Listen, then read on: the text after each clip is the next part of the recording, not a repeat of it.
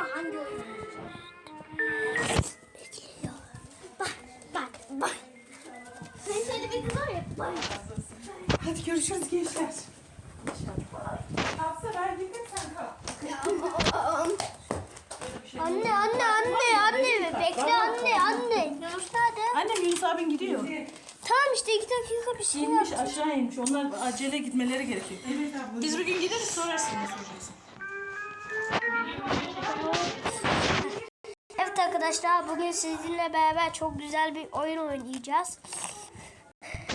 Bir de bu oyun çok güzel. Şimdi gördüğünüz gibi oyun oynayacağım. Başlıyoruz.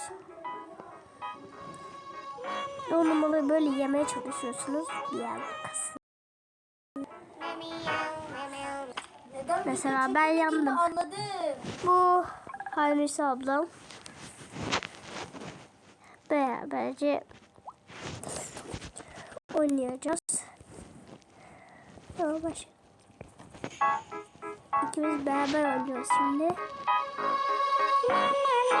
Başlayalım. Arkadaşlar kanalıma abone olmayı unutmayın. Like atmayı da unutmayın. Bak elini çek. Öyle değil.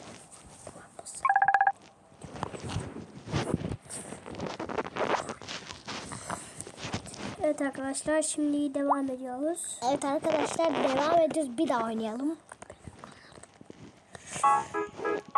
Evet.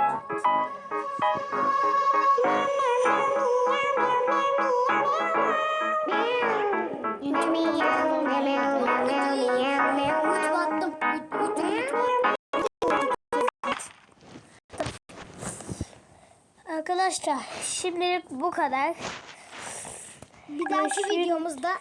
Bir dahaki videomuzda görüşürüz. Hoşça kalın ve kanala abone olmayı unutmayın. Bir dakika yarın yine çıkacak. Resim yapacağım. Kim yarın ne çekecek? Gerçekten. Yarın